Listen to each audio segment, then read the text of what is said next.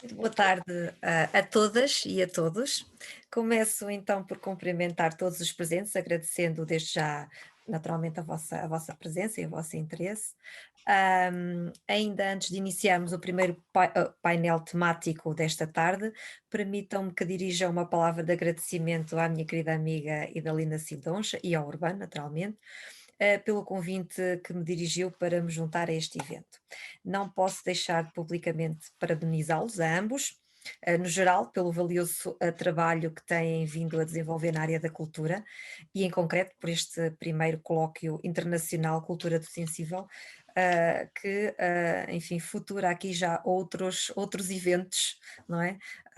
E esperemos que sim, que tenha continuidade e que mantenha esta qualidade, não é? Que, enfim, verificamos que realmente, enfim, conseguiu ser reunida neste evento. Então, agradeço também à Alina a grande alma e esteio desta iniciativa, não é? É um prazer e um privilégio trabalhar convosco.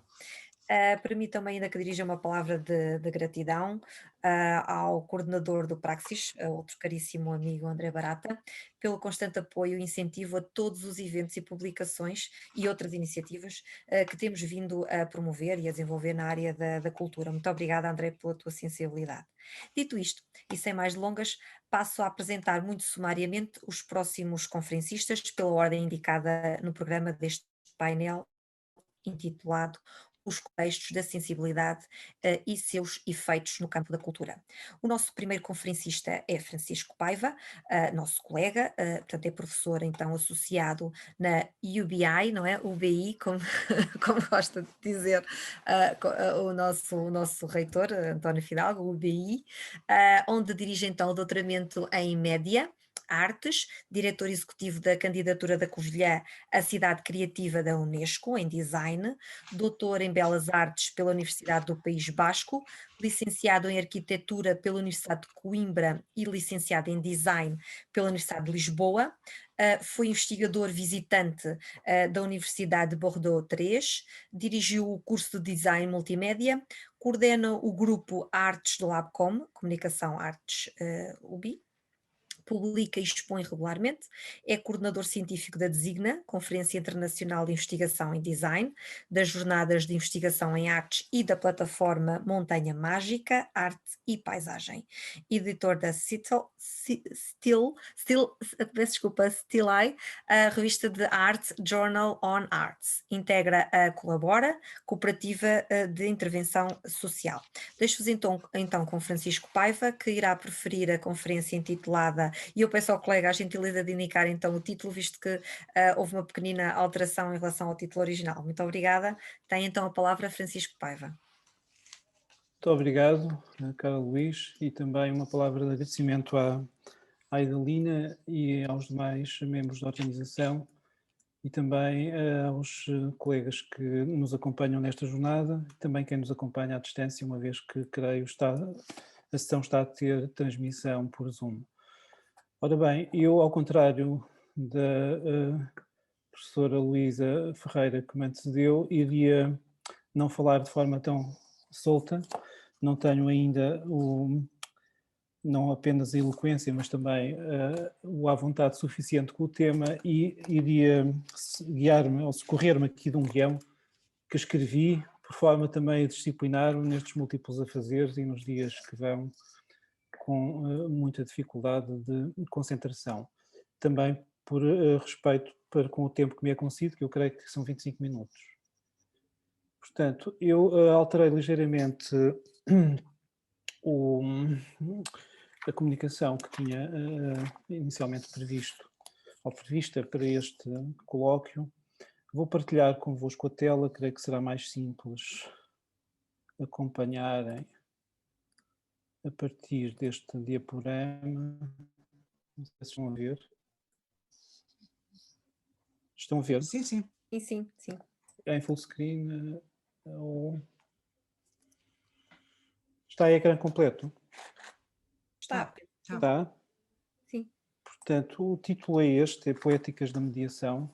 Na verdade, ela faz um díptico com comunicação que em 1990, em 2007 apresentei, em 2017 apresentei no encontro sobre repensar as humanidades hoje, e ao contrário também da atualidade e da pertinência, inclusive política, da conferência da professora Luísa, a minha revisita, no fundo, um conjunto de assuntos e de temas que permanecem latentes não apenas no meu espírito, mas também naquilo que tem vindo a ser o conjunto das minhas preocupações ao longo destes anos, e é curioso que as mesmas imagens me parecem sempre outras, de modo que o que iria, no fundo, propor era um itinerário a partir de 12 conceitos, não sendo eu uma pessoa dos conceitos, ou seja, não sendo filósofo de formação, nem pouco mais ou menos, socorro-me das palavras para ilustrar coisas que normalmente são muito materiais e muito tangíveis. O primeiro conceito é o conceito de mimesis, não é? Censurada por Platão na República. A arte figurativa transporta o estigma da culpa por ser simulação e engano. Dupla imitação. Mimesis designa a cópia, a eicástica ou ilusória evocação, fantástica, do mundo fenoménico, ou seja, a imperfeita imitação do perfeito mundo das ideias, dizia Platão. Esta suposta negatividade platónica da imitação é limitativa face ao sentido etimológico original. Aristóteles considera a imitação uma potência, uma necessidade fundamental da própria natureza humana, no sentido de poiesis, um operar baseado na ordem, na forma e no ritmo das coisas. Assim, o escopo da imitação é de capital importância e informa-nos sobre o objeto, bem como sobre o conteúdo, mas também sobre o processo de predicação. Ou seja, a atividade mimética vai de encontro à ambivalência existente entre o mundo sensível e o ideal, à pluralidade de sentidos do trinómio arte, técnica e moral, ou virtude, arte. Enfim, à virtude que o sujeito não sabia possuir e à imaginação daquilo que ainda não viu. A ideia de imitação, proposta pelo oitocentista Quatremère de Quincy, tem já implícita a mudança de paradigma da natureza para as obras clássicas, do modelo para o tipo. Outra das concessões à atividade mimética, segundo Winckelmann, reside na possibilidade de esta contribuir para desvelar a verdade, no clássico sentido de aletheia. Acresce ainda um quarto sentido muito atual, o de réplica, no sentido de responder e repetir, dizer o que já está dito, uma alusão à reposição fabricada,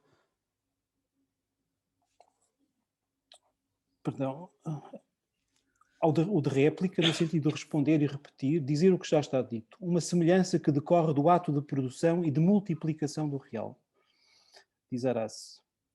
Nesta alusão à reposição fabricada, há uma espécie de revestimento e de dissimulação, de máscara e ocultação do real, substituição do visto pelo aspecto, na ambígua expressão albertiana fingere quello si vede. Quincy considerara que para que uma arte seja a arte de imitação, não é necessário que o seu modelo repouse de modo evidente na natureza física e material, já que a semelhança produzida é analógica, isto é, sem imitar a coisa pode imitar-se o efeito, a maneira, o gosto e as leis.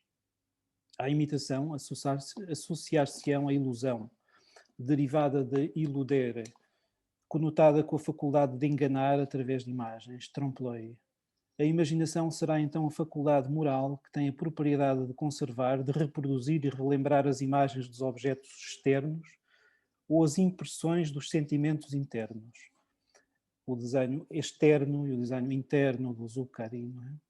A imaginação reporta-se ao conjunto dos signos incorpóreos que resultam da experiência, podendo, portanto, ser considerada em dois sentidos ambivalentes. Uma espécie de repertório mnemónico, em relação ao qual possam clarificar-se as impressões provocadas pelos objetos externos, e uma espécie de laboratório que combina imagens recebidas e gera associações de objetos, sentimentos ou impressões, participando da potência daquilo que se chama o gênio ou a invenção, invenzione, que no Renascimento designava a combinação nova de figuras pré-existentes. O étimo latino ingênio designava precisamente a faculdade mental de gerar, produzir e inventar. Por definição, inogenitum indica um hábito, uma disposição natural ou inata, passível de ser aplicada a um dado estudo, cognição, trabalho ou obra. O imaginário. Giordano Bruno tomou a memória imaginária por uma escrita interna, com repercussões no esquema do universo, nas vias que conduzem ao paraíso e ao inferno, plausível nos organismos mágicos, como a estátua luminosa de Prometeu, a serpente de bronze ou o bezerro áureo. Mediante tais imagens, a alma acede às energias do mundo superior, pois as formas, simulacros e sinais, surgem como veículos e vínculos que apresentam, introduzem, contêm e concebem os lugares. Memoria locorum, onde se alberga a intimidade do espírito e desloca a substância e o significado das imagens. Gomes del Llano considera, aliás, que os dois tipos clássicos de imaginação, imago e fantasia, que eu li anteriormente, se distinguem pelo fator temporal. Uma ocorre no tempo real e reporta-se ao aspecto empírico, e o outro evoca fragmentos de memória, emoções, sentimentos e expectativas reconhecidos por analogia. A concatenação entre estes dois tipos permite intuir o funcionamento do cérebro e reforça o desempenho instrumental e complementar dos simulacros para a sensação de realidade. Nesse sentido, Auger explora a ambiguidade existente entre as noções de sonho e de visão em diferentes contextos antropológicos para demonstrar que as ilusões contêm vestígios de sensações e reminiscências complexas que não podem ser interpretadas literalmente. Enquanto presença, a imagem facilita a gestão do cotidiano. Não apenas em contexto religioso. Daí justificar-se a prática reiterada de reprodução e cópia de ícones, como mostrou Tarkovsky em Andrei Rublev, filme cuja personagem encarna a dúplice faceta de representante e representado. A oscilação entre o estado fílmico e o onírico levanta, pois, a questão da veracidade da ilustração mediadora e da alucinação paradoxal. Possível devido ao abaixamento das referências do eu, o estatuto da ficção depende em grande medida da eficácia desse dispositivo. Embora possa ser entendida também como abertura ao outro, como alteridade. O outro é um eu, aponta Lacan, um espelho onde a obra se inverte. A ficção pode ser pura imaginação, reconhecida pelo indivíduo, não deixando de ser um lugar virtual de socialização, servido por toda uma logística da percepção que condiciona indelevelmente a espaço-temporalidade do olhar, a experiência da actualidade, que depende dessa contínua e sincrónica analogia entre os fenómenos empíricos e conceptuais. O espírito é uma coisa que dura, diz Bergson. O visível é aquilo que pode ser percebido pela visão, que é aparente, que aparece e conseguimos ver. A noção de perspectiva reporta-se precisamente à capacidade de perceber bem, mas também designa a ambivalente aptidão de compreender através da visão, de ver através do plano do quadro ou da figuração. A seminal obra de Al-Kindi, traduzida por De Ciência Perspectiva, de Viso ou de Aspectibus, longamente citada por Alberto Magno, Bacon e Leonardo, será marcante para a construção dos paradigmas visuais da Idade Moderna. Não se limita à adoção da cosmologia aristotélica ou platónica, na medida em que, além da entidade abstrata, considera os raios luminosos entidades físicas, dando a máxima importância à observação sensível do comportamento da luz, da matéria e da forma. Grossa testa tomar a perspectiva como a ciência que estuda a constituição dos corpos luminosos, sendo capaz de revelar o propter quid das coisas, a essência, o princípio primeiro e forma. O quid é a luz, a causa pela qual a coisa é. Logo, a teoria da difusão da luz seria ciência da natureza. O sentido analógico da luz fora já enaltecido pelo abade Suger, na esteira do neoplatonismo do Areopagita, pela sua vertente gnosiológica e espiritual, que assemelha a visão a uma nobre força descritiva do espírito, na voz de Nicolau de Cusa. As denominações de imago, similitudo, ídolon, fantasma, simulacrum, forma, intensio, impressio, passio, indicam todas, afirmará Bacon, a mesma coisa: o efeito provocado pelos agentes naturais, luz e cor, os sentidos do sujeito, o efeito provocado pelos agentes naturais, luz e cor, sobre os sentidos do sujeito, que constitui a espécie sensível, a imagem. Os escritos de Brunelleschi, de Leon Battista Alberti, de Piero della Francesca, de Leonardo, sendo embora devedores a esta tradição filosófica, denotam claramente as bases da dissonância moderna entre a experiência, a evidência e a teologia. A metáfora da veduta, usada por Alberti no seu Tratado de Pictura, lança as bases da teoria da arte.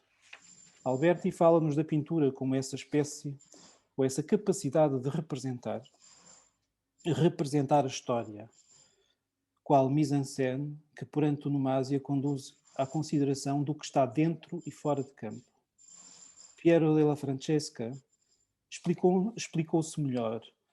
A perspectiva contém em si 5 partes. É bem evidente nesta ilustração do Dürer, do Albrecht Dürer, sobre as instruções para a medida.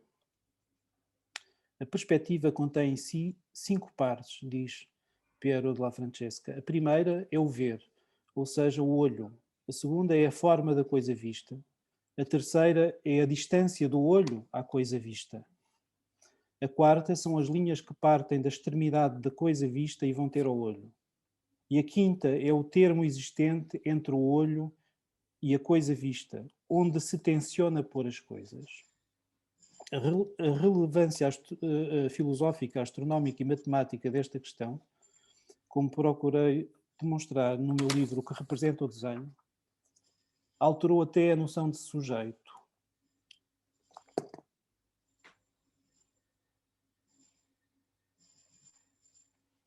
A distinção entre olhar e ver.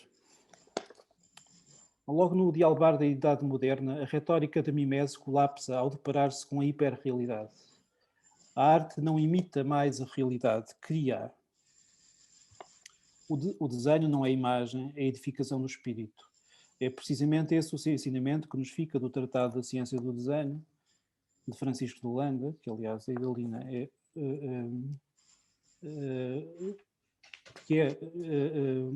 conhecedora e investigadora destacada, além de divulgadora, obviamente. O desenho é considerado por Holanda como o princípio ativo, ao invés do simulacro. O desenho imita-se a si mesmo, no recurso das suas intenções figurais e subjetivas, entre a cegueira e a manualidade, entre a ideia e a execução, entre a abstração e a empatia. O visível remete logicamente para o seu oposto, estabelecendo-se em relação ao invisível, dos pares dicotómicos de que falava, inclusive há pouco, Idalina, ao oculto. A arte não reproduz o visível, torna visível, diria Paul Klee. A capacidade de iluminar, de trazer à luz, é muito evidente, quase personificada, diríamos, pelo processo de revelação fotográfica. Dimensão oculta, parafraseando Hall, evidenciada na fotografia espírita. Vemos aqui 2 exemplos da coleção William Hope, que procura, de forma ingênua, simular a imagem dos fantasmas. Esses seres sem corpo, cuja condição mitológica repousa entre a verdade e a mentira, o ser e o não ser, o visível e o oculto, a memória e o ouvido. A mnemotécnica depende precisamente do reconhecimento das figuras para a construção de sentido. O seu nome vem da Titânia de grega mnemosin, que Warburg sintomaticamente usou para designar o seu Atlas do Imaginário. Bataille situa a questão do olhar na esteira da metamorfose das imagens visíveis em invisíveis. A morte da imagem é, pois, paralela à morte do olho. No seu romance pornográfico Histoire de l'œil, a erotização depende e resulta da metonímica das significações, ou seja, resulta dos trabalhos do olhar, do movimento deslizante entre a memória e a antecipação, que vai revelando o corpo de Simone. o lado obsceno é precisamente aquele que na encenação de sentido está para lá do visível. E no seu ensaio L'Œil, Bataille escalpeliza a cena do corte do olho do filme Cão Andaluz, de Buñuel e Dalí, como paradigmática do limite da visão na vontade de ver. Aquilo que nos falava Schopenhauer, não é? Kunstvollen, não é? A seção retomada em L'Érotisme. Esta cena transfere a dimensão verdadeiramente artística para fora do representado. Mais uma vez, a arte nada tem a ver com a realidade. Ou seja, não reproduz, não duplica, apenas cria realidade. A realidade essa que é mais plausível que visível. Para retomar o título, o subtítulo deste artigo. Aquilo que é representável, passível de ser apresentado ou simulado em arte, escapa por completo ao império dos signos, na expressão de Barthes. É toda e qualquer analogia com a escrita, pode tornar-se plausível por intermédio da escrita, mas não depende das suas normas nem do significado verbal, antes varia em função do fenómeno significante na dinâmica da percepção, para aludir à dualidade entre estrutura estruturada e estrutura estruturante exposta por eco em estrutura ausente.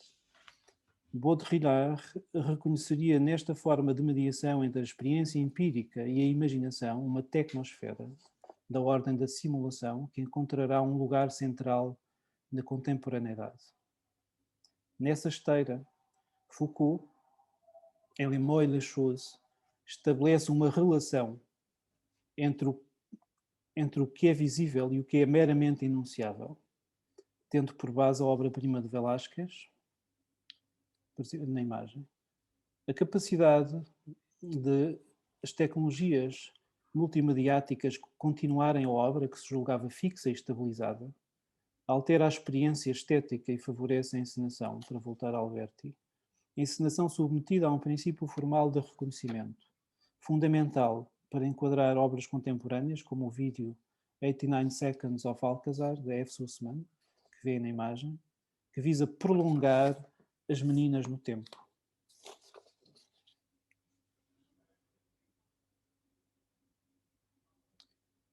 Sontag reconhece que é próprio do fotográfico o estabelecimento de uma relação ingênua com a realidade visível.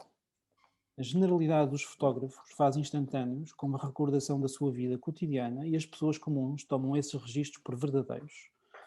A razão pela qual a obra fotográfica em torno de fantasias suscita tanta atração, diz. O conhecimento obtido a partir da fotografia será sempre um simulacro de conhecimento. Um simulacro de sabedoria, como o ato de fotografar é um simulacro de posse, um simulacro de violação, diz Sontag. A omnipresença da fotografia persuade-nos ainda a considerar o mundo como, uma vez mais, ou cada vez mais disponível. Nesta relação natural com os meios, a fotografia e, sobretudo, a televisão, contribuem para anular os espaços de negociação que proporcionavam alguma distância crítica dos setores populares face a quem os oprime, inclusive. Distância que a espetacularização do cotidiano abreviou ao substituir quase todos os parâmetros da representação por simulacros fugazes, cuja cibernética dificulta qualquer tipo de reação. O discurso sobre a representação é em grande medida um pensamento sobre as estratégias de mediação e do impacto dos média e da tecnologia na vida. A representação depende sobremaneira dos fenómenos e objetos que ajudam a substituir ou a falsificar o real. Na lógica da simulação, que considera o processo de codificação responsável pela criação de uma quase mágica hiperrealidade, onde o real é substituído pelos seus signos, promovendo uma especularidade identitária entre modelo e cópia. Baudrillard distinguiu 3 ordens de simulacros: o da contrafação, o da produção e o verdadeiramente da simulação. A primeira, gerada fundamentalmente pela substituição dos signos pelas palavras, apela à ordem do discurso. A segunda compreende os simulacros de produção que incidem sobre o valor de mercado. E a terceira a terceira ordem, sublima a simulação propriamente dita, enquanto modo de acesso ao real, elidindo a sua origem e o seu fim, transcendendo a narrativa para se posicionar como única verdade possível. O simulacro nunca é o que oculta a verdade, é a verdade que esta oculta que não existe. O simulacro é verdadeiro, diz Baudrillard. Se a questão do simulacro coloca imediatamente a da verdade, que preferimos designar por plausibilidade do real, também as fissões perceptivas que estão na base da unidade do discurso dependem dos processos de reversibilidade sobre o sintagma, que garante o controlo remoto da imagem sobre a realidade, como intui Deleuze na lógica do sentido. Deste modo, o desenvolvimento de dispositivos capazes de ampliar a capacidade de ver, temos aqui a paradigmática câmara obscura, de vigiar e de punir, como diz Foucault, não substitui, antes acentua a divergência especular do discursus imagum, considerando a construção cultural e simbólica da visão. A reprodução. Estabelecendo uma distinção entre signo e marca, sendo a segunda um recurso que põe em evidência o primeiro, Benjamin resgata o signo do seu caráter involuntário para o posicionar no campo da analogia e da representação. Mas na fenomenologia da percepção, Merleau-Ponty situará este recurso no campo do sensível, dependente da tipologia do gesto, que faz a ligação entre o interior do corpo, o corpo que vê e sente, com o que lhe é exterior, numa retórica que complementa o óptico com o áptico e mesmo o sinestésico. A conquista do espaço óptico remonta à arte grega nas distinções dicotómicas entre luz e sombra, entre figura e fundo, entre contorno e superfície. A oposição feita por Wolfling entre linear e pictórico, Dürer versus Rembrandt, por exemplo, é bastante mais primária, considerando as alterações perceptivas que se processam na visão, condicionada pelo corpo, com ou sem lápis na mão. Quando desenhamos, vemos as coisas de maneira diferente. Mesmo o objeto mais familiar, aos nossos olhos, torna-se outro se nós nos aplicamos a desenhá-lo. Nós percebemos que o ignorávamos e que nós nunca o tínhamos verdadeiramente visto, diz Valéry. Os nossos gestos e vetores de observação permitem-nos considerar as forças. Interessa, pois, reter que o propósito altera a visão. Ou seja, não é apenas a ideia, o eidos, e toda a história semântica do pré e do pós-inteligível que encontramos em Vasari e em Zúcaro, que justifica a indexação da arte ao saber. A própria revelação, a capacidade de pôr em evidência e sentir as diferenças e características específicas dos objetos, depende da antecipação e reconstrução, aquilo que o Alberti chamava edificatória. Os signos também se apreendem através dos gestos. Dentro da chamada pós-modernidade, a obra relativiza-se. Mais que o olhar, é a experiência que a constitui, perdendo-se a ligação ao referente, afastando-se mesmo da ideia de representação para se aproximar da noção de apresentação ou mera enunciação, como sintetiza Alfoster na esteira de Louis Marin, aliás. A potência do falso associa-se à do simulacro fantasmático, diz Deleuze, que a cópia da cópia, por exemplo, Oron, vai degradando, ao ponto de esquecermos e desconsiderarmos o estatuto do próprio original. As repetições, as variações sobre um tema, ou mesmo as cópias, possuem um valor específico. Veja-se, por exemplo, o filme F for Fake, do Orson Welles. Tanto mais que, sendo réplicas ou simulacros, pressupõem o reconhecimento de diferenças face ao modelo. Cada obra instala as diferenças, em que reside afinal a sua especificidade. A repetição centra-se também na problemática do tempo, da anterioridade, da retoma e descontinuidade, lógicas que assumem pertinência no pensamento crítico sobre os simulacros, mesmo naqueles que originalmente foram pensados num contexto burlesco, como sucede com as boîtes invalises de Duchamp.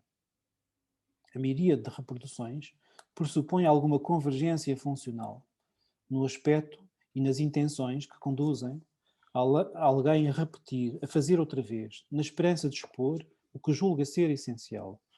No fundo, grande parte do ensino é baseado ainda hoje na cópia. mas o contexto e as circunstâncias da obra mudam e interferem naquilo que ela é.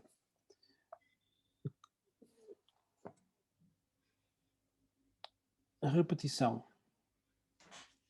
A capacidade de discernir entre representação e repetição, no sentido físico e psíquico, concorre com a noção aristotélica de identidade real. A repetição associa-se à memória, ao objeto, ao desejo e à vontade, ao significado e limite transcendental. O Thanatos. Do ponto de vista ontológico, diz-nos Deleuze, a repetição é ainda essencial ao reconhecimento de igualdades, já que tudo aquilo que se assemelha apresenta correspondência de qualidades. Tomada como técnica expressiva, a repetição permite mostrar o mesmo como idêntico ou como outro. Tal fenómeno da alteridade ocorre quando um movimento extraído do real é repetido no teatro para representar aquilo que é. Ao manifestar-se, a diferença respeita a tétrade dimensional da representação clássica estabelecida por Foucault. Identidade no conceito, oposição no predicado, analogia na ideia e semelhança na percepção. O enfoque reside, portanto, no desempenho performativo da repetição.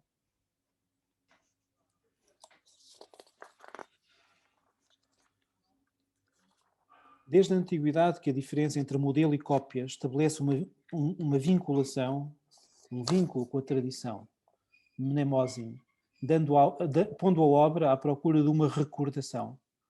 Assim, o empenho positivo na conservação da memória artística pressupõe uma resistência à erosão. De modo algo paradoxal, a repetição é uma marca futura do que foi. O original e a cópia encontram-se então na problemática da reprodutibilidade. A repetição do mesmo ou do análogo não será, pois, uma mera operação mecânica. Ambas convergem no sentido platónico de ídolo.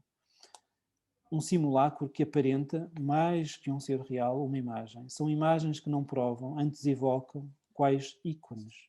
Tal homotetia pressupõe tanto a correspondência quanto a variação. É condição paradoxal da abertura de umas figuras às outras. Abertura de umas figuras às outras. Só o que se parece difere e só as diferenças se parecem. A ontogênese da diferença compreende graus que evoluem da diferença ao diferido, que começa por um intervalo espaço-temporal. Por vezes, toda uma série de desenhos persegue o mesmo desenho. Matisse recorre a miúdo à sucessão de desenhos, segundo variações em que cada acorde se apoia no precedente, processo que ele chama de cinematografia.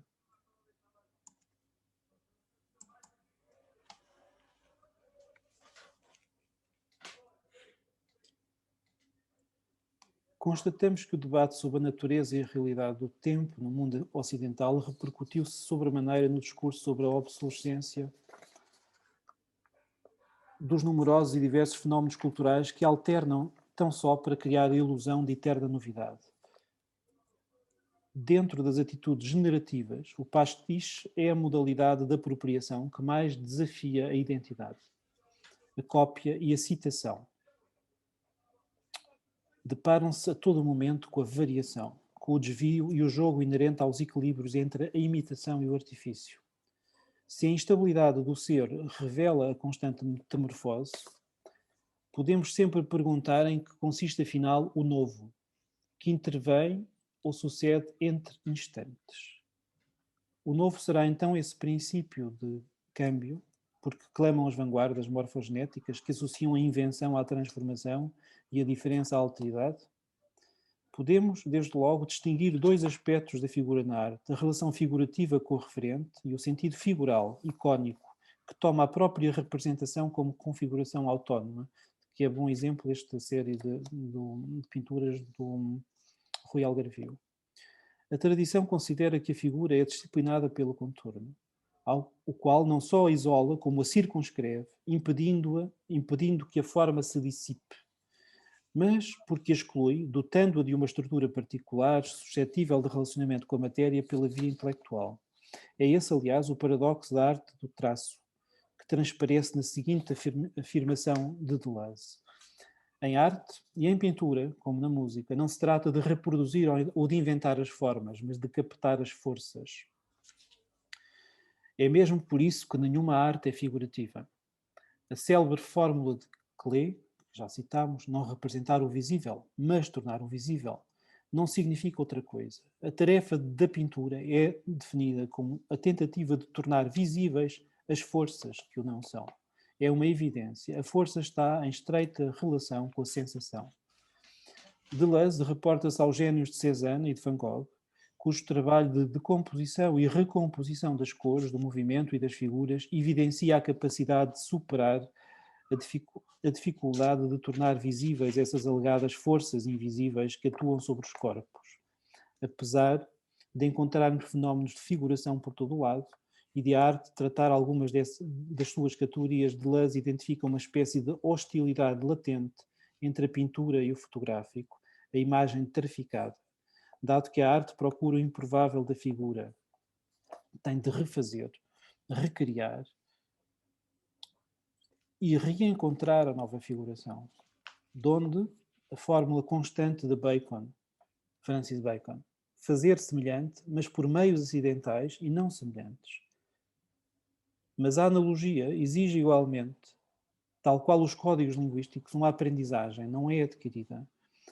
Todo o conhecimento advém da analogia, dizia Leonardo. A analogia exige igualmente, tal qual os códigos linguísticos, uma aprendizagem. Não é adquirida. Só progressiva e culturalmente vamos incorporando a necessidade de modular. O espaço tátil-óptico de Worringer pode ser, neste sentido, diretamente contraposto ao puramente óptico perfilhado por Wolfling. A ideia de que o olho julga e as mãos operam não passa de um preconceito. No seu eloquente elogio da mão, Faucillon mostra-nos que o rapport entre o olho e a mão é infinitamente mais rico em tensões e dinâmicas e que os códigos ópticos se conectam com os referentes táteis, sem que uns sentidos se subordinem aos outros. Mais do que a especulação sobre a pura visualidade, importa reter que a representação oculta a coisalidade do objeto, faz esquecê-lo. Sujeito e objeto formam uma espécie de oposição binária, que não é simétrica. O homem coloca o objeto fora de si mesmo, como o objeto é colocado fora do sujeito pelo próprio sujeito. O conhecimento do objeto é um autoconhecimento. Para ver é preciso distância, no fundo, aquilo que dizia há 500 anos Piero della Francesca. No limite, tal acessão permite-nos constituir uma espécie de antropologia das coisas. Heidegger reporta-se à maquinaria da comunicação e a essas remotas televisões para considerar o ser do objeto como um ser para o sujeito, que oculta a coisalidade da coisa em análise, representação que compreenderá a ocultação da verdade.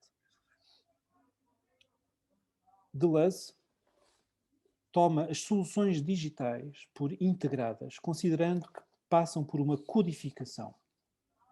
De facto, no mundo das réplicas nunca sabemos onde está o original. As soluções digitais passam por integradas, considerando, Deleuze, que passam por uma codificação, por uma homogeneização binária dos dados, dos data. Tais representações fundam-se num plano onde o sensível aparece por conversão, tradução. Obviamente, todos os processos implícitos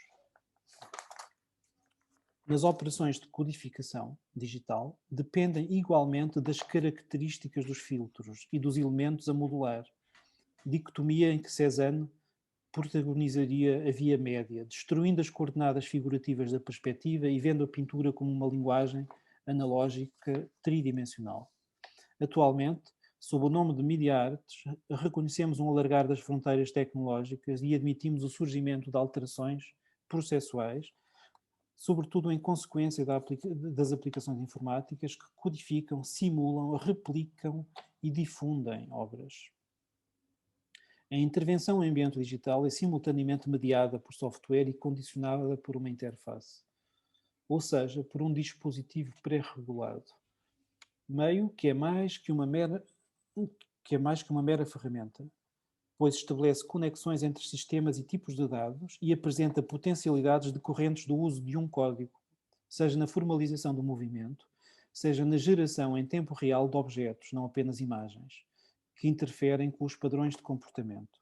As similitudes materiais no universo das milhares está muito para lá da simples fidelidade visual ou da verosimilhança, provocando mesmo uma reconfiguração do nosso sistema perceptivo. Lev Manovich, de que vemos aqui uma imagem, considera que o problema não é mais o de criar um objeto como imagem, mas antes da facilidade de criar imagens das ideias. Tal inversão pressupõe a hipótese de conformar a informação e as suas variáveis em figuras. Trata-se, pois, de saber se a geração parametrizada, de acordo com as gramáticas formais desenvolvidas a partir da década de 60, por entre outros Alexander Hilliard e William Mitchell, auxilia essa transposição ou visualização das ideias. Quando solicitada a imagem, a cada pedido, o computador calcula e ordena a parcela de informação, de código, requerida pela visualização, gerando uma réplica distinta da cópia ou da reprodução, pois com a valorização do acesso à rede, a quase infinidade de réplicas possíveis de um modelo confere à imagem uma espécie de ubiquidade. Ficam assim obsoletos os debates sobre a originalidade da obra de arte e sobre a reprodutibilidade técnica, pois além de descentrarem a questão, dramatizam uma noção de maior relevância económica do que estética ou poética. Aliás, tem aqui alguns paralelismos com a questão dos transgénicos, da Vandana Shiva. A réplica aproxima-se assim do tipo, transformando a generalidade destes fenómenos em problemas de informação, passíveis de tratamento, transmissão, armazenamento e leitura. Eisenman admite, aliás, que nessa passagem do paradigma mecânico para o eletrónico, com a reprodução à distância, sem controlo da mão humana, o homem não conserva mais do que a capacidade de interpretar. O desenvolvimento de técnicas de disseminação multimédia e multiscreen reforçou o papel dos organismos especializados nas políticas de imagem, ao ponto Vou de interromper, escolher... Francisco. 5 minutinhos, terminar, Falta-me uma página. talvez? Ok, Sim, está bem, termino já. obrigada. Ao Peço ponto desculpa. de exceder a Ok. capacidade de retenção do público. Tal overload constitui agora um sério problema de comunicação, solúvel apenas pelo talento aplicado na estruturação desses híbridos e complexos discursos, constituídos por texto, som e imagens em movimento. Até mesmo quando organizam a informação, os meios de comunicação de massas defrontam-se inevitavelmente com problemas de espaço. O espaço é ocupado pela informação que sustenta a industrialização do sistema cultural. Apesar da acentuada tendência para a digitalização, codificação, as transformações sociais e as mutações de sentido não podem ser totalmente explicadas apenas à luz das preferências tecnológicas da civilização pós-industrial. Na arte digital, como de resto acontecera nas anteriores vanguardas, o essencial passará por definir uma poética que aspire à integralidade representativa. Bergson havia afirmado que o ato de percepção pressupõe uma decomposição e uma posterior recomposição. Nesse processo de síntese, algumas particularidades das coisas mais resistentes à tradução, à codificação, perdem-se irremediavelmente, embora com a reconfiguração ganhem outras qualidades. Ou novas qualidades. Os metadados são, pois, usados para criar ou simular memórias culturais em ambientes programados, aspecto que conduz Gursky a problematizar de que maneira as memórias mediadas se relacionam com os conceitos de arquivo, tentando perceber se as memórias precisam de lugares fixos para existir e, caso precisem, que tipos de lugares são esses. A memória cultural seria construída pela cristalização de ritos, eventos, acontecimentos, os quais poderiam ter significados transmitidos e fixados em suportes físicos, como a escrita, a fotografia, o cinema, etc., que lhe permitem ou que lhe permitiriam perdurar no tempo.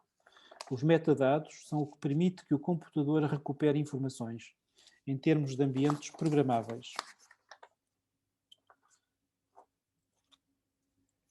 Essa localização assemelha-se a um rastro, um vestígio de uma ação no tempo, passível de estabelecer relações com os factos passados, reforçando o sentimento de continuidade e funcionando como prova documental, lugar de memória. A presença do homem no mundo depende da sua capacidade de manipular os símbolos, qualquer substituição envolve uma dada forma de compreensão da própria realidade substituída. A combinação de símbolos gera ideias novas, que podem renovar a linguagem ou tender para modelos conceptuais, lógicos, matemáticos ou formais. Philippe Coe assinala a atual tendência para generalizar os modelos, transferindo-os por analogia de uma área a outra, como um sintoma da crença na continuidade do real. É um fenómeno que conduz à aplicação das mesmas leis em domínios diferentes. Por exemplo, na detecção de similaridades orgânicas entre a imagem e o texto. Transferências, metáforas, que, podendo embora aclarar ou subverter os modelos, exortam à substituição da experiência. A generalização das metáforas e dos modelos pressupõe uma perda de importância dos arquétipos. Italo Calvino ajuda-nos a compreender a origem, o desenvolvimento e o desempenho dos modelos no percurso para a objetividade. Iria terminar com esta citação do Palomar. Na vida do Sr. Palomar, houve uma época em que a regra era esta. Primeiro, construía na sua mente um modelo, o mais perfeito, lógico, geométrico possível. Segundo, verificar se o modelo se adaptava aos casos práticos observáveis na experiência. Terceiro, introduzir as correções necessárias para que o modelo e a realidade coincidissem. Muito obrigado. Peço desculpa pelo derrapar. Obrigada. Agradeço muito a belíssima exposição do colega Francisco Paiva e passo, sem mais delongas, a apresentar os próximos conferencistas, meus queridíssimos amigos Idalina e Urbano. Ora, a Idalina Sidoncha é licenciada e mestre em Filosofia pela Faculdade de Letras da Universidade de Lisboa e doutorada em História da Filosofia e da Cultura Portuguesa pela Faculdade de Ciências Sociais e Humanas da Universidade Nova de Lisboa. Atualmente é investigadora do Praxis Centro de Filosofia, Política e Cultura, perdão, a professora auxiliar convidada no Departamento de Comunicação, Filosofia e Política da Universidade da Beira Interior. Leciona unidades curriculares afetas a várias áreas científicas e em diferentes graus de ensino e tem dedicado a sua investigação aos temas da estética e da filosofia da cultura. Integra a equipa científica da Rede Internacional de Culturas e é autora dos livros O Problema do Conhecimento em Francisco Sanchez, editado em julho de 2013 pela Imprensa Nacional Casa da Moeda, e a Reflexão Estética em Francisco de Holanda, Esboço de uma Metafísica da Ideia, editada em 2019 pela editora Labcom IFP, coleção Tá Pragmata, livros de filosofia prática. Urbano Sidoncha é licenciado em Filosofia pela Faculdade de Letras da Universidade de Lisboa, peço desculpa, e doutorado em Filosofia Contemporânea pela mesma universidade. Professor auxiliar na Faculdade de Artes e Letras da UBI, foi responsável pela criação do primeiro diretor de cursos de Ciências da Cultura e do mestrado em Estudos de Cultura, ambos da UBI. Foi também diretor do curso de Filosofia desta universidade entre 2009 e 2016. Investigador integrado do Praxis, Centro de Filosofia, Política e Cultura, onde coordena o grupo de investigação sobre fenomenologia e cultura e a linha de investigação de cultura. Tem diversos trabalhos científicos publicados em revistas nacionais e estrangeiras. É autor do livro Do Empírico ao Transcendental, A Consciência e o Problema Mente, Corpo, Ente, entre o materialismo reducionista e a fenomenologia de Husserl, e editor dos livros Metamorfoses da Cultura, Nova Vega, 2017, Culturas, Definições, Desafios e Percursos, Labcom, 2018, e sobre suspeita e culturas de desconfiança, fundamentos e práticas, Minerva, 2018. É presidente do Conselho Estratégico da Guarda, 2027, candidatura da Guarda à Capital Europeia da Cultura, e membro da Comissão Especializada em Arte e Cultura do Conselho de Reitores das Universidades Portuguesas, CRUP, em representação da UBI. Vão apresentar uma conferência intitulada O Papel da Sensibilidade na Construção das Constantes da Cultura Portuguesa. Têm a palavra. Muito obrigado.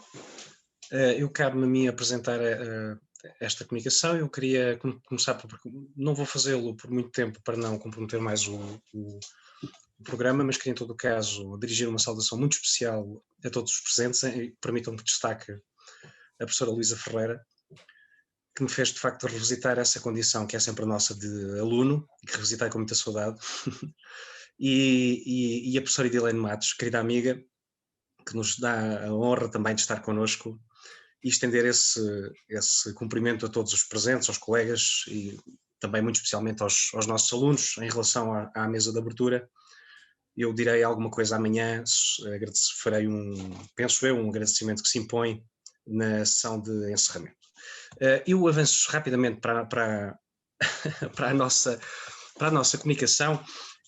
Eu não fui tão disciplinado como a professora Maria Luísa e o professor Francisco Paiva, porque enfim, o bulício do mês de maio, como dizia a professora Idalina, não foi de molde a permitir fazer uma síntese em PowerPoint. Eu trago aqui um texto com algumas ideias para nos orientarmos. Eu pedi à professora Sofia que quando estivesse próximo da minha hora de terminar, que me fizesse sinal quando faltasse 5 minutos, e eu nessa fase transito sem mais para as conclusões, na esperança depois de que isso, enfim, daquilo que possa ter dito até essa fase, possa ter despertado a curiosidade e que depois nas leituras e no volume que se seguirá a este colóquio possamos depois prosseguir por aí esse debate. Bom, o tema convoca, o tema desta nossa comunicação interpela a questão das identidades culturais, e nós começamos justamente com essa questão, dizendo o seguinte: o controverso tema da identidade da cultura portuguesa não será aqui tratado. Não porque sobre ele não tenhamos doutrina, mas porque ele exorbita do propósito que nos cabe tratar aqui: o papel da sensibilidade na definição e na construção de constantes culturais de referência doméstica, isto é, portuguesas. Se a questão das identidades culturais nacionais é, como foi dito antes, controversa, no sentido em que o consenso sobre o tema parece ainda uma miragem distante, a discussão sobre a existência de constantes culturais, ao contrário, não parece suscitar reservas de monta, mesmo para os mais relutantes em validar qualquer vestígio que possa ser reivindicado a jusante pelas narrativas identitaristas. A razão que justifica esse lado mais benigno, diríamos, dos traços ou constantes culturais, diante da possibilidade de outra, da opção identitarista, é de que ela traduz o sentido comum de que há um modo de ser especificamente português, que não é diretamente replicável noutras latitudes e que nos confere, parafraseando Antero de Quental, um certo ar de família. É uma espécie de identidade oficiosa informal, carecer de validação superior, justamente aquela que se faz pelo lado da substância, mas que se revela especialmente útil em determinados contextos. A constância da nossa superior afetividade, por exemplo, expressa na proverbial capacidade de bem receber, tem sido esgrimida à saciedade como poderoso argumento pelos agentes ligados ao turismo para aumentar o fluxo de visitas ao nosso país. A firmeza da nossa capacidade de adaptação a múltiplos e desafiantes contextos, por outro lado, aliada a uma secular e bem conhecida aptidão para o trabalho, comumente aludida quando se trata de justificar recrutamento de mão de obra portuguesa no estrangeiro. O que distingue estes traços é, sim, a regularidade com que se exprimem, constituindo um quadro de referências mental no qual intuitivamente nos revemos e a partir do qual somos mais facilmente reconhecidos por outrem, especialmente em contexto exógeno. São traços que permanecem incólumes ou que registram variações menores no fluxo do inexorável marcha do tempo. Não devem ser confundidos, portanto, imagens ou leituras frugais que outros fazem do nosso fundo temperamental. Exemplo singular dessa confusão é a vulgata historicista de que os portugueses têm uma relação especial com o bacalhau. Não é incomum ouvirmos dos nossos interlocutores nas viagens ao estrangeiro, sabendo que estão na presença de portugueses, a afirmação pronta, grimida quase em tom de acusação: bacalhau, ou bacalau, conforme a latitude. Resignados, ensaiamos a explicação, tantas vezes grimida em contextos similares, que apesar de ser apodado de fiel amigo, expressão que, ao que julgamos saber, foi cunhada apenas no século XIX, não é uma aposta de bacalhau que acompanha com leite ao pequeno almoço dos portugueses. Serve isto para dizer que esses traços, além das já supramencionadas regularidade e constância que valorizámos atrás, carecem ainda suplementarmente de validação em contexto endógeno, para que se poderem elevar à categoria de constantes culturais. A própria ideia, aliás, de constantes culturais é redundante, quando não mesmo insuportavelmente tautológica.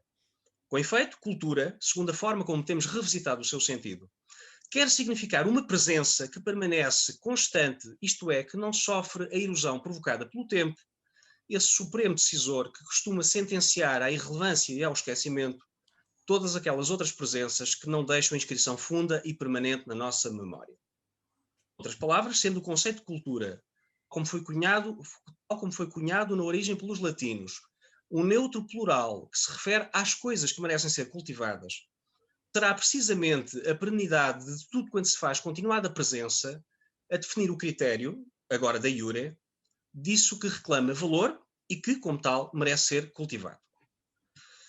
O que parece, assim, evidente, é dizer que a constância dos traços constitui, por si só, cultura, permite-nos avançar com segurança neste terreno híbrido situado aquém do terreno pantanoso das identidades culturais.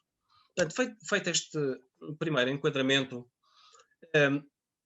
e sinalizando o objeto específico deste trabalho, será o de procurar determinar o lugar e o valor da sensibilidade nesse conjunto de traços apodados de culturais, por serem, dissemos atrás, perenes, fruto da sua constância multissecular. Nossa hipótese de partida é de que a sensibilidade, embora figure continuamente no restrito rol dos traços na base dos quais é possível circunscrever o perímetro do já anteriormente aludido fundo temperamental português, tem sido sistemática e sucessivamente desvalorizada.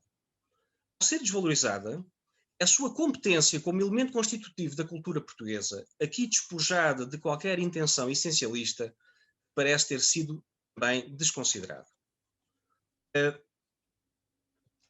Desculpem. Indícios,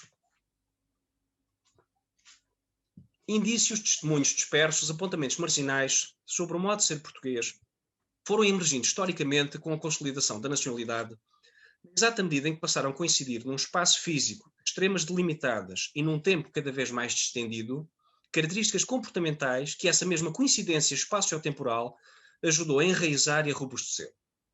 Nesse sentido, compreende-se que as primeiras tentativas de reflexão estruturada sobre a cultura portuguesa tinham surgido apenas quando tais representações do ser português reivindicavam já conteúdo e espessura suficientes que lhes permitissem projetar-se com autonomia e com reivindicada autossuficiência relativamente a outros modos de representação e outras culturas.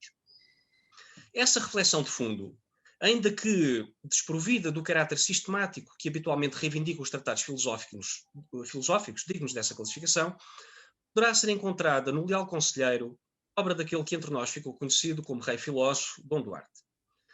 Logo aí, naquela que é considerada, ponderados os parâmetros que sinalizamos atrás, uma das primeiras reflexões de fundo sobre o modo de ser português, o tema da sensibilidade reclama autonomia de tratamento, fruto precisamente da sua regularidade e na forma coerente como se projeta no nosso complexo comportamental.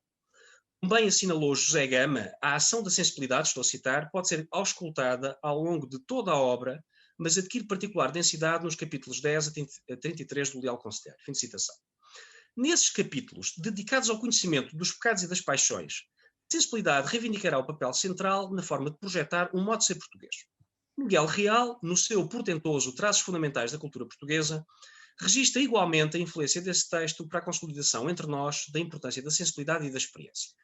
Cito: Leal Conselheiro, ensaio de ética social cristã, indica já, pelo empirismo psicológico nele presente, o Renascimento em Portugal, culminado pelo espírito dos descobrimentos, não se limitaria apenas à revivificação de textos de autores greco-latinos, mas também a um progressivo caminhar na senda da inovação empírica, de um novo saber de experiência feito, revelador não de uma ciência teórica, fundada em sistemas abstratos, e feito da reflexão especulativa, mas de uma nova ciência prática. Fim de citação. A verdade, porém, é que, não obstante estes paliativos, a desqualificação da experiência goza entre nós de uma sólida reputação.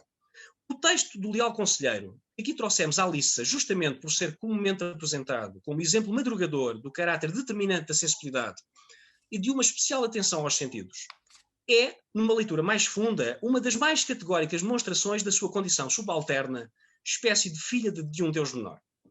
Dom Duarte convocara a sensibilidade no horizonte de uma reflexão profundamente marcada pela sua própria experiência pessoal, feita em registro autobiográfico e subordinada ao pulsar do cotidiano, muito próxima, portanto, daquilo que será apodado de saber familiar pela odierna epistemologia, aquele registro de saber que a mesma epistemologia oporá definitivamente a um conhecimento genuinamente científico.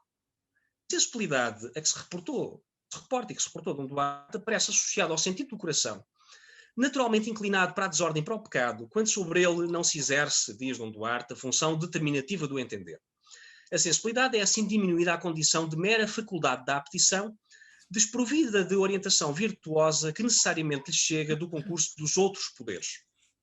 Mas mesmo quando o tom pretende ser outro, como na intenção do Artina de fazer do sentir um ingrediente no processo de conhecimento, a conclusão não é menos penosa, dado que a sensibilidade é aí tão só o correlato de um conhecer por experiência, muito distante ainda das prerrogativas de um conhecimento cuja formação prescreve a condição, que aqui não foi observada, da reabilitação da sensibilidade e da experiência. Note-se, no entanto, que não há nada de novo singular nesta desvalorização. A depreciação da condição da sensibilidade, vista longitudinalmente como métrica específica, pode ser tomada como fio condutor de uma milenar tradição filosófica ocidental, que tem justamente na reiterada suspeição relativamente aos sentidos uma das suas marcas mais estuantes. Não se trata aqui, bem entendido, de recusar essa tradição sinais em sentido contrário que apontem justamente para o reconhecimento do papel da sensibilidade em atividades tão reputadas e fundamentais como o próprio processo de conhecimento. Encontramos, aliás, bastamente em autores tão remotos como Empédocles, do lado dos pré-socráticos, e mais tarde, obviamente, em Aristóteles, que alguns consideram ter sido, fruto das suas preocupações empíricas subejamente conhecidas, o primeiro cientista avant la lettre. Mas essa orientação, sabemos todos, não prevaleceu. Nem seria necessário trazer à lembrança a alegoria da caverna de Platão, ou a dúvida cartesiana expressa no célebre não sei se sou um corpo, para que pudéssemos reconstruir uma leitura mais próxima do pulsar efetivo dessa tradição. O próprio Kant, que muitos apodaram justamente de advogado da sensibilidade, para recordar a sua dissertação 1770 e a estética transcendental, primeira parte da doutrina dos elementos, foi colocada por autores como Merleau-Ponty. Kant foi colocado por autores como Merleau-Ponty na vasta galeria dos teóricos que desprezaram ou menorizaram a condição da sensibilidade, ao lado de figuras como Platão ou Descartes. Essa circunstância obriga-nos, aliás, a ponderar o sentido concreto dessa desvalorização da sensibilidade e dos sentidos. Por outras palavras, cabe perguntar se queremos dar um passo adiante, como ou em que circunstâncias pode ser lavrado com segurança esse diagnóstico de uma desvalorização efetiva da sensibilidade. Um olhar retrospectivo, regressivo sobre a dita tradição filosófica ocidental oferece-nos respostas seguras. A definição de critérios de relevância e, na base deles, de uma hierarquia define patamares de importância no polo oposto de graus de exiguidade e de irrelevância, permitem reconstruir fielmente esse itinerário de sistemática depreciação da condição da sensibilidade. Critérios como os da natureza, função ou grau lógico foram concorrendo à vez, em momentos diversos e com gradações distintas, para essa desvalorização. O ponto é este.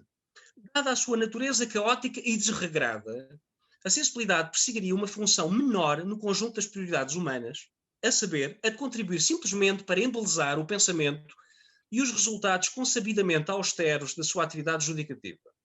Ousasse a sensibilidade ultrapassar essa função meramente ornamental, adentrando-se no terreno do conhecimento pelo seu viés constitutivo, isso seria, como foi, rapidamente catalogada como gnoseologia inferior, condenada a produzir um conhecimento menor, muito distante das prerrogativas que estatuem um saber autenticamente científico. Tais qualificativos são perfeitamente compagináveis, aliás, com uma visão dualista, e já muito se falou aqui dessa visão dualista, de recorte manicaísta, em que no polo inferior estão os sentidos e no polo contrário, fitando-os sobranceiramente de cima, as faculdades intelectivas.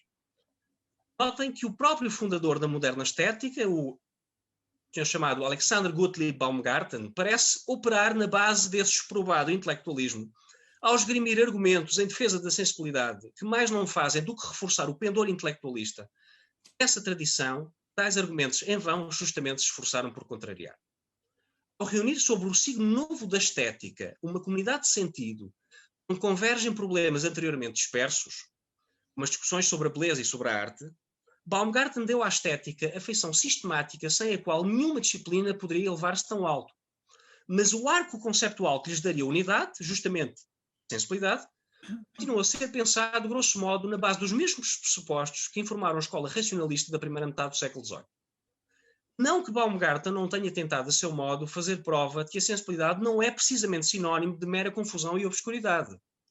Fê-lo, todavia, utilizando a mesma métrica gradativa, deveria de sentenciar a generalidade dos estados sensitivos à periférica condição onde jazem as representações irremediavelmente tingidas de imperfeição e obscuridade. Efeito, ao reivindicar para as representações confusas da sensibilidade duas formas de clareza, uma intensiva, feita por decomposição analítica das suas determinações, outra extensiva, feita pela profusão de elementos ou determinações, sem que dela viesse a resultar qualquer ameaça credível à clareza, Baumgarten, que assim se apresenta como fiel herdeiro do ambiente intelectual que lhe serviu de contexto, concede ao intelectualismo a primazia do critério do grau lógico, colocando nessa decisão o acento tónico naquilo que a sensibilidade tem de negativo, obliterando o ato contínuo, elidindo o ato contínuo, o que ela tem de benigno e o que pode oferecer de positivo. Entre nós, foi Duarte Pacheco Pereira quem, no seu Gemeraldo de Cito Orbis, redigido entre 1505 e 1508, mais se notabilizou no esforço sistemático de recuperação da experiência e dos sentidos como critério de verdade, contribuindo decisivamente para a afirmação de uma mentalidade empirista. Dom João de Castro segue-lhe as pisadas num esforço que ultrapassou, todavia, largamente o alcance da elementar tese segundo a qual, e nas palavras do próprio Duarte Pacheco Pereira, a experiência é madre das coisas. O historiador Joaquim Barradas de Carvalho, quem se deve um levantamento exaustivo desta discussão, sinaliza a ocorrência da palavra experiência em 8 ocasiões no Gemeraldo de Cito Orbis. Apesar das diferenças de tom, a experiência surge em Pacheco como critério de verdade e será o primeiro português a fazê-lo, como também nota Onésimo Teotónio de Almeida. Essa condição é exemplarmente registada por Joaquim Barradas de Carvalho nestes termos. E cito: a experiência empírica, a experiência do senso comum, a experiência sensível é o novo critério de verdade em detrimento das autoridades. Esta última menção deve ser convenientemente destacada. A desconstrução da autoridade dos antigos, assim deixa de ser o único e até o mais avalizado critério de verdade, não constitui pequeno passo em direção à modernidade. É um percurso de pré-ruptura epistemológica, que seria, como já foi dito, retomado e aprofundado por Dom João de Castro. Autor, entre outros, do muito celebrado Tratado da Esfera, ou dos roteiros, são 3 os roteiros, Dom João de Castro protagonizará mais uma decisiva aproximação à modernidade científica ao lançar suspeitas sobre os dados dos sentidos, antecipando em quase um século as meditações de Prima Filosofia de Descartes e a tese nela suspendida, principalmente na primeira das 6 meditações, relativa à absoluta falibilidade dos sentidos. Em palavras de Castro, cito: é necessário o sentido obedecer ao entendimento. Vejam como isto soa a Descartes. É necessário o sentido obedecer ao entendimento e, como cego, deixar-se guiar por ele, porque certo está que em muitas coisas nos enganarão os sentidos, se não fossem guiados, examinados pelo entendimento. Fim de citação. Não obstante a presença de sinais contraditórios na obra de Dom João de Castro, é seguro dizer que o autor do Tratado da Esfera, não sendo ainda Galileu, nas palavras cortantes de Barradas de Carvalho, contribui decisivamente para uma transição de uma concepção clássica e medieval de ciência para uma visão moderna. Na posse destes elementos, podemos agora regressar ao tema da desvalorização da condição da sensibilidade. Desapontar-se-á quem queira precipitadamente fazer uma associação entre a crítica aos sentidos, visível, como foi dito, na reflexão de Castro, e a depreciação da sensibilidade. Não há nessa sucessão qualquer sinal de relação lógica de implicação. Ao contrário, dizer que a experiência não basta e que na base dessa elementar constatação se ergue a distinção, cultura da modernidade, entre ciência e experiência, equivale menos a desvalorizar a sensibilidade que a reconhecer o seu lugar e o seu insubstituível valor no processo do conhecimento.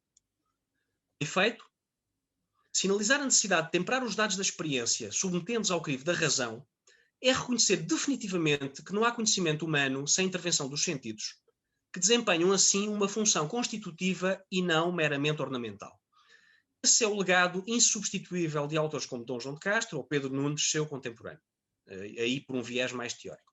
O experimentalismo que supera de entrada o mero experiencialismo, enquanto atua ainda ao nível elementar do empirismo sensorial, é consequência direta desta nova arquitetura do conhecimento humano, sobreveniente na relação, ora segura, entre razão e experiência.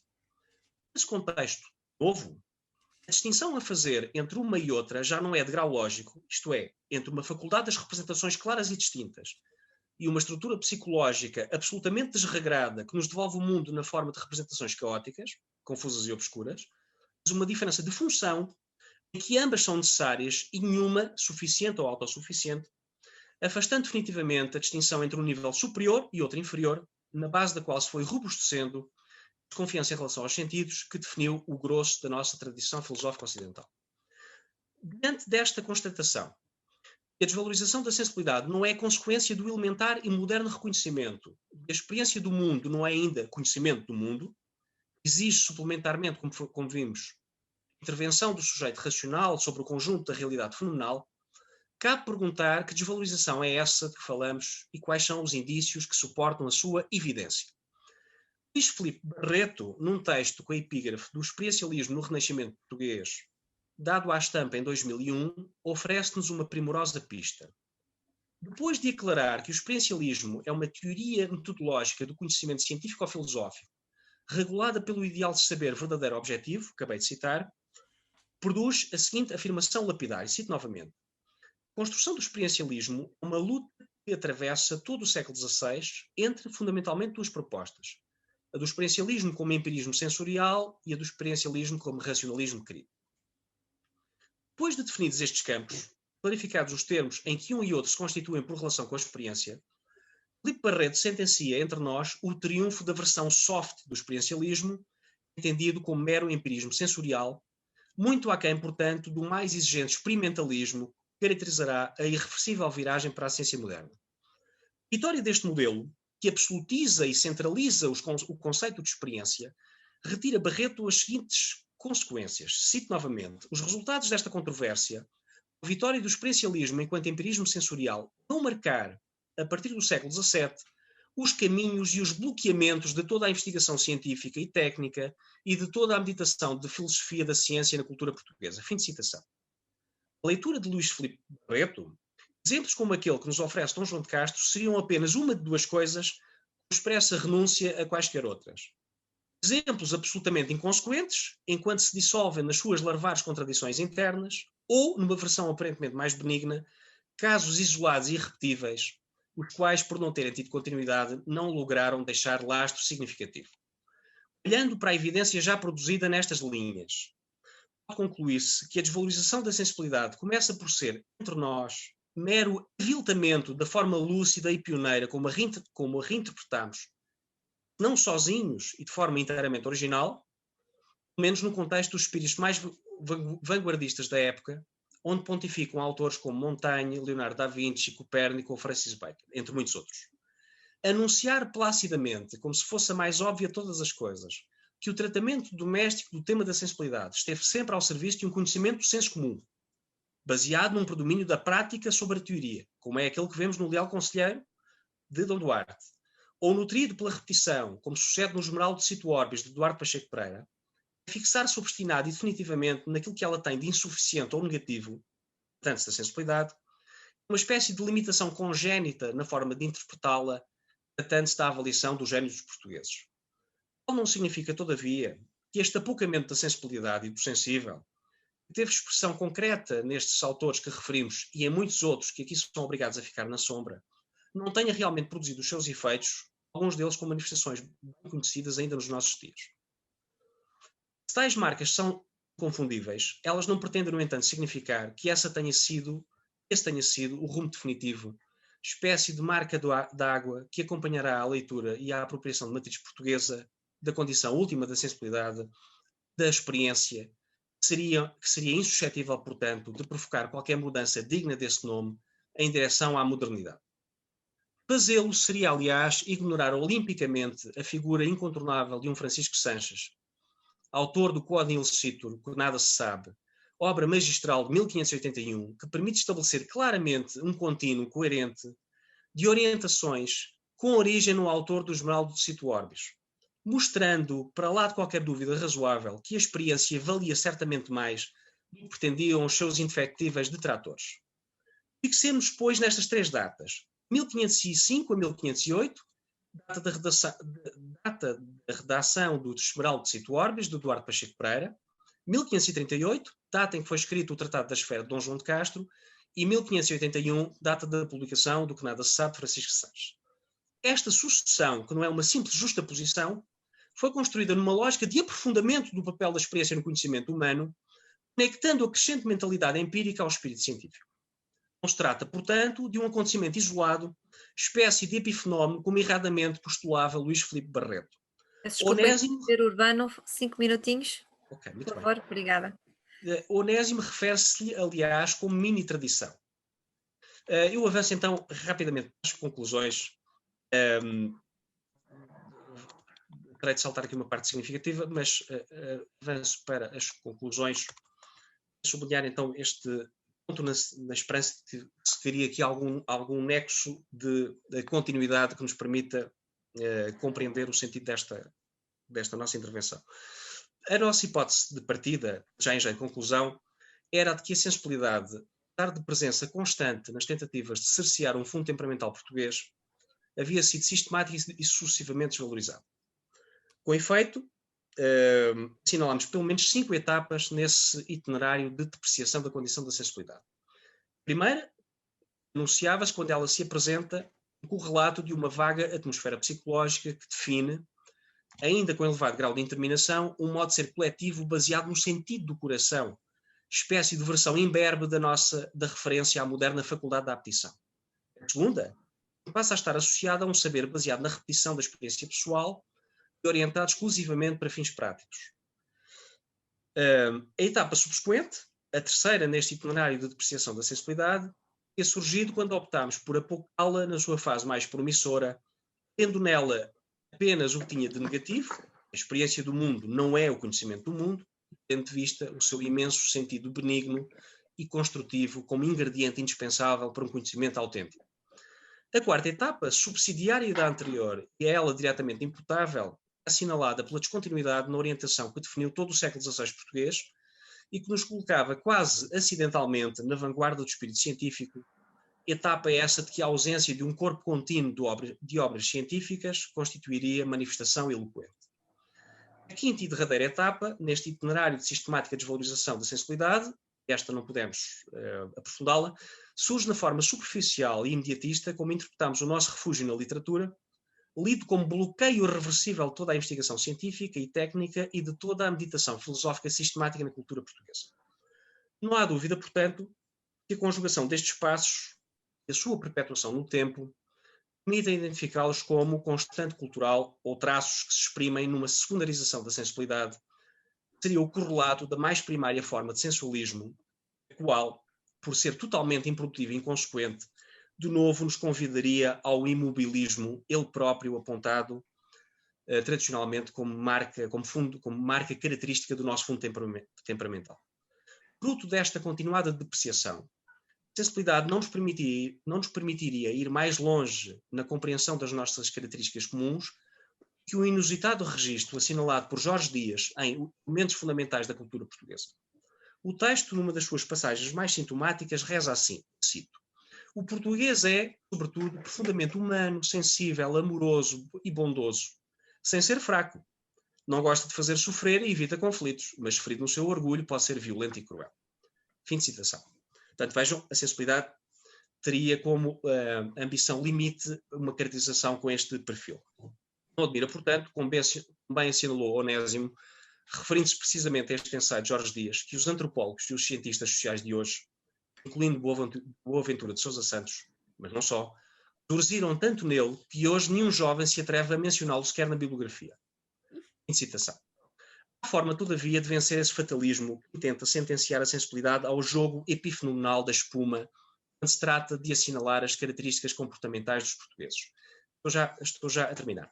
Já aqui deixámos algumas pistas que contrariam esse ciclo aparentemente imparável de degradação da sensibilidade.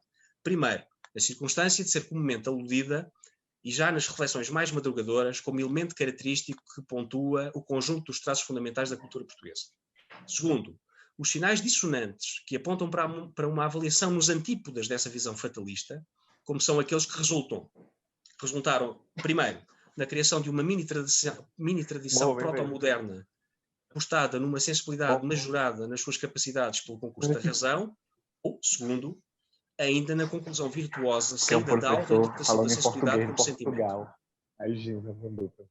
Penso que aí o microfone está ligado. A esses sinais podemos juntar ainda, e finalmente, a renúncia ao determinismo genético. Onésimo notou a esse propósito que, cito, o facto de alguns hábitos permanecerem durante muito tempo inalteráveis não implica que ele se tenha tornado genético, já que as aquisições culturais nunca se convertem em genéticas. Isso é ponto assente. Fim de citação. Portanto, este dissídio, esta separação entre a constância dos nossos traços culturais e a genética permite acalentar a esperança, nutrida também pelos sinais anteriores, que será possível reabilitar a nossa forma de ler a sensibilidade, a forma como ela se manifesta no pulsar da nossa atitude coletiva e como ela retroalimenta a construção das nossas constantes culturais. Há já sinais promissores de que essa mudança está no terreno, está a ocorrer, e uma vez mais, a forma de ler a sensibilidade revelar-se-á decisiva para essa anunciada e muito desejada transformação. Eu terminaria por aqui a nossa intervenção, não sem antes agradecer penhoradamente a vossa paciência. Muito obrigado. Muito obrigada, Urbano, pela tua extraordinária capacidade de síntese. Quem estiver interessado em ler a tua comunicação, bem como as restantes comunicações na íntegra, terá certamente a possibilidade de o fazer mais adiante, a quando da publicação. Eu